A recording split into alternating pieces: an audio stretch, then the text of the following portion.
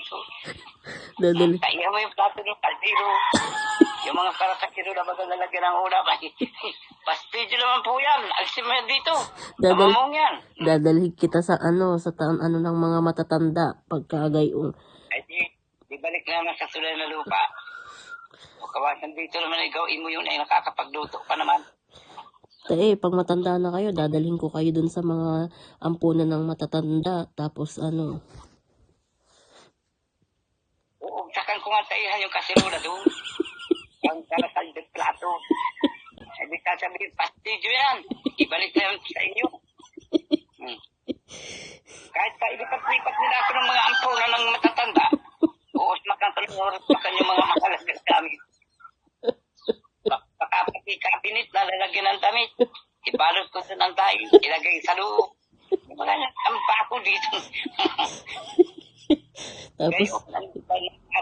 Alayain ka. Tapos doon ka rin naman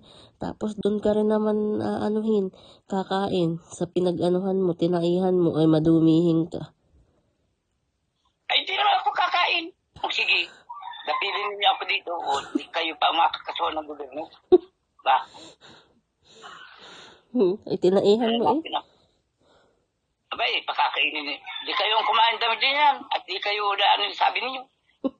Palagay ko, kung ulaanin ako, kakain ako yan. Di mo na maiisip yun, ulianin ka na nun. Di mo maiisip na doon kita dadalhin eh. Bagat habang nabubuhay ang tao ko nang isip. Dadalhin kita doon, mga pag nag-80 ka na, 80. Kasakudang oras makan ko pati cabinet. Kala nila nasa CR, ay nasa loob ng cabinet. Kaya Kaya sa labas, lamugin mo yung susian ng kusma, lamugin mo gaya no. Pagbukas mo ng susian, paghawak nyo doon sa hawakan, ano ba ganyan gandang ay sus ka, baho.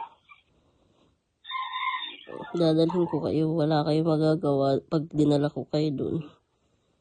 Bukan mo at bukas makan ko talaga pati kaldero doon.